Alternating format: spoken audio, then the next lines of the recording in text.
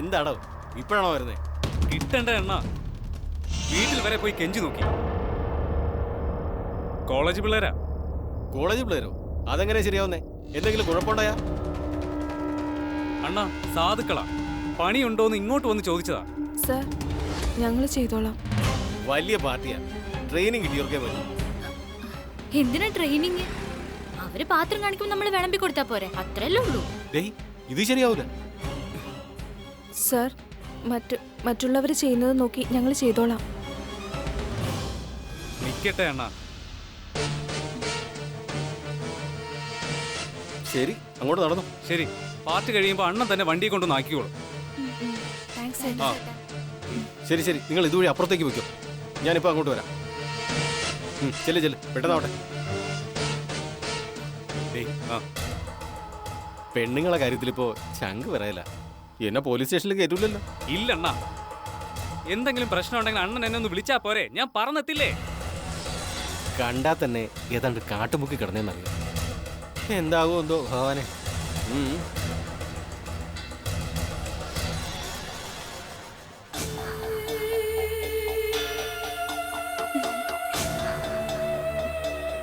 നിങ്ങളെന്തിനാ എവിടെ തന്നെ നിൽക്കുന്നേ? ഇതുവഴി അങ്ങോട്ട് പോ, വേഗം പോ.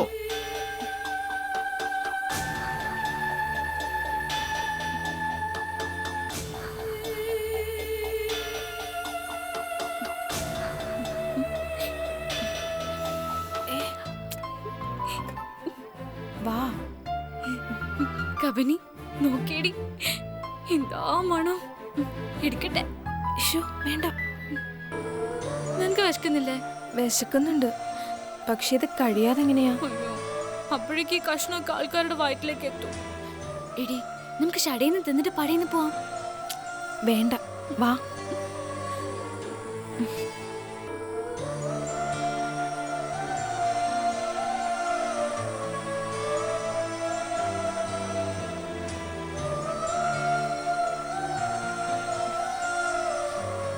എടി കബനി, നമ്മൾ ഒരിക്കലും കണ്ടിട്ടില്ലാത്ത എന്തൊക്കെ തരം ഭക്ഷണങ്ങളാടി സിറ്റിയില്. നിനക്ക് ഈ ഭക്ഷണത്തിന്റെ കാര്യമല്ലാതെ വേറൊന്നും ചിന്തിക്കാനില്ലേ? അപ്പൊ നീ എന്താ ഭക്ഷണത്തെ കുറിച്ച് ചിന്തിക്കാറേയില്ലേ? ചിന്തിക്കാറുണ്ട്. വീട്ടില് അമ്മയുടെയും അപ്പൂപ്പന്റെയും കൂടെ ഇരുന്ന് കഴിക്കുന്ന ഒരുള്ള ചോറ് മതി. ഈ സിറ്റിയിലെ ഏത് ഭക്ഷണത്തിന്റെയും അതിന്റെ രുചിയേക്കാളും ഒക്കെ മേലെ അത്.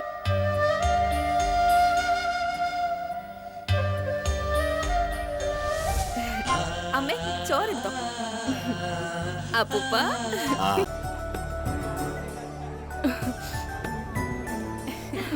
എവിടെയായിരുന്നു നിങ്ങള്? ഇവളുടെ വണ്ടി വഴിക്ക് പണി തന്നു. കൊറേ നേരം നോക്കി, പിന്നെ അത് ഒതുക്കിയിട്ട് യൂബർ വിളിച്ചാ വന്നത്. പിന്നെ ഞങ്ങളല്ലല്ലോ ഇവിടുത്തെ സ്റ്റാർ, നീയല്ലേ? രംഭ, യു ലുക്ക് സോ ബ്യൂട്ടിഫുൾ. ഋഷിയുടെ മമ്മിയോട് പറ ഭാവി മരുമകളെ ഇൻട്രൊഡ്യൂസ് ചെയ്യാൻ. ഒന്ന് പോടി. ഋഷിക്കുള്ള പാർട്ടി വേറെ ഞാനാ കൊണ്ടുവന്നത്. ഒരു കോട്ട്. ഋഷിക്ക് പാർട്ടി വേറൊന്നും ഇഷ്ടമില്ലാത്തല്ലേ? ഇടുവോ? അറിയില്ല, പക്ഷെ കൊടുത്തപ്പോ ഞാനൊരു കാര്യം മനസ്സിൽ കരുതിയിരുന്നു. ഇന്നത്തെ പാർട്ടിയിൽ ഋഷി അതിട്ടാൽ അതിനർത്ഥം ഋഷിയുടെ മനസ്സിൽ ഒരുപാട് ആഴത്തിൽ ഞാനുണ്ടെന്നാ. രംഭ, ലുക്ക്.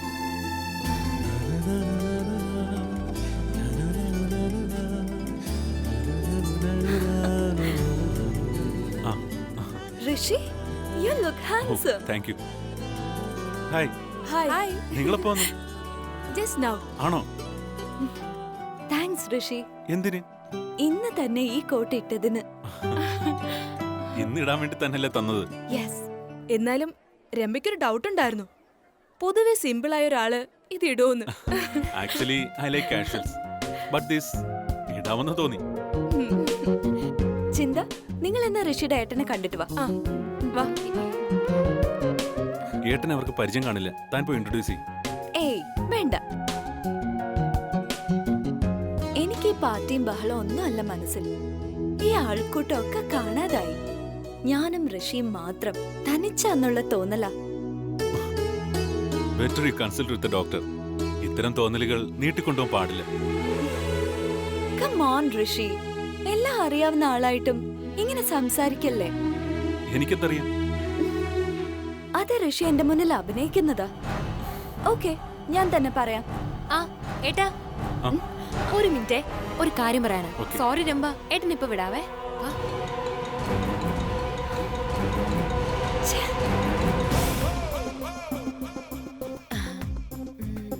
നല്ലൊരു കത്തിന് ഞാൻ ഒരുക്കൊണ്ട് വന്നതല്ലേ. Yes, thank you. നിപ്പ് കണ്ടപ്പോഴേ എനിക്ക് തോന്നി.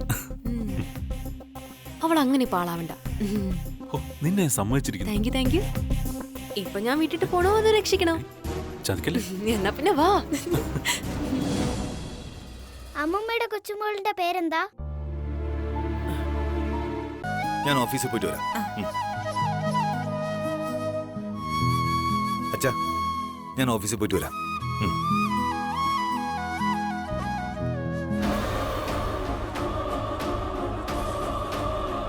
നീ അതിങ്ങെടുക്കാൻ.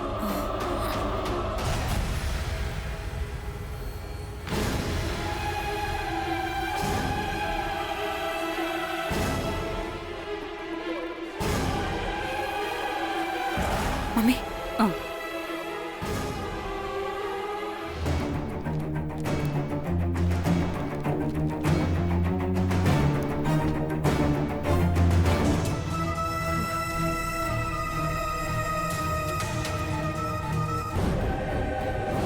അയ്യോ എന്റെ ദേവി,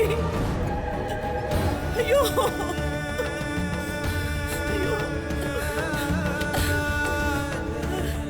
ഒരുപക്ഷെ അദ്ദേഹത്തിന്റെ തിരക്കുകൾക്കിടയിൽ അദ്ദേഹം മറന്നുപോയിട്ടുണ്ടാവാം.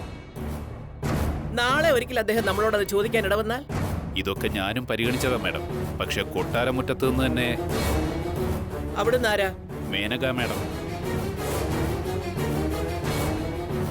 ഒരു കാരണവശാലും സീറ്റ് അനുവദിക്കരുതെന്ന് നിർബന്ധമായിട്ടും പറഞ്ഞു. എന്നിട്ട് എന്തുകൊണ്ട് എന്നെ വിളിച്ചില്ല? അത് മാഡം, നോക്കൂ, കോളേജിന്റെ കാര്യത്തിൽ ഞാൻ നിങ്ങൾക്ക് തന്നിരിക്കുന്നത് പൂർണ്ണ സ്വാതന്ത്ര്യമാണ്. ഭരണപരമായ കാര്യങ്ങളിലല്ലാതെ ഞാൻ പോലും ഇടപെടാറില്ല. അപ്പൊ അത്തരം ഇടപെടലുകൾ ഒരിടത്തുനിന്നുണ്ടായാൽ എന്നെ അറിയിക്കണ്ടേ? സോറി മാഡം, അതും വിലക്കിയിരുന്നു. ശരി. Excuse me madam.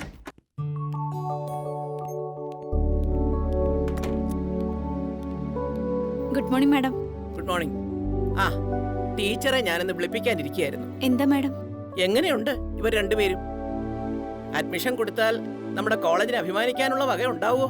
തീർച്ചയായും മാഡം. സ്കൂൾ തലത്തിൽ ഇവര് വളരെ മികവുള്ളവരാ. നമ്മുടെ കബഡി ടീമിന് ഇവര് നല്ല അസറ്റ് ആയിരിക്കും. ഞാൻ ഇവരുടെ സർട്ടിഫിക്കറ്റ്സ് എല്ലാം കണ്ടിരുന്നു. കബനി ടീമിലുണ്ടെങ്കിൽ നമുക്ക് വേൾഡ് കപ്പ് വരെ കിട്ടും മാഡം. ആഹാ, അപ്പൊ ഇയാളോ? ഞാനും നന്നായി കളിക്കും. അത് മതി. അപ്പൊ നമുക്ക് ഇവരെ ഇവിടെ ചേർക്കാം അല്ലേ? ഇനിയിപ്പോ ഞാൻ തന്നെയാണ് ഇവരെ ഇവിടെ റെക്കമെൻഡ് ചെയ്യുന്നത്. അഡ്മിഷൻ മാത്രമല്ല, ഇന്ന് തന്നെ ഹോസ്റ്റൽ ഫെസിലിറ്റിയും ഇവർക്ക് കിട്ടണം. Sure madam. സന്തോഷമായല്ലോ. ഇനി എന്തെങ്കിലും ഞാൻ ചെയ്യാനുണ്ടോ? ഒന്നും വേണ്ട. സ്വപ്നങ്ങളൊക്കെ ഒന്നിച്ചു നടന്ന സന്തോഷത്തിലാ ഞങ്ങള്. അതന്നെയാ സത്യം. സന്തോഷം കൊണ്ട് എന്ത് ചെയ്യേണ്ടെന്ന് അറിയാണ്ട് നിക്ക. സന്തോഷം കളയണ്ട, നന്നായി പഠിച്ചാ മതി. അപ്പോ അങ്ങനെ ആവട്ടെ, നിങ്ങൾ ഇറങ്ങിക്കോ. താങ്ക്സ്.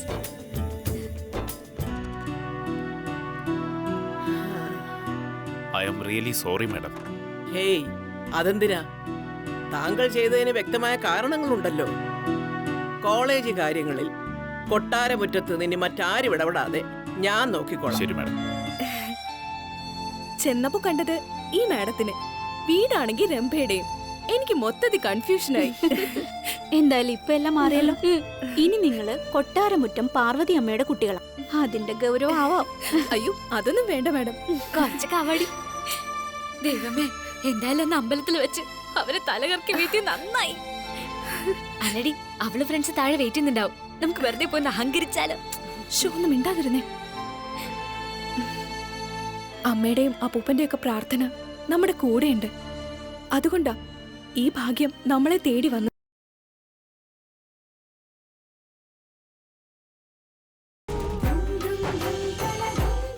ഞങ്ങള് തോറ്റുതരാം.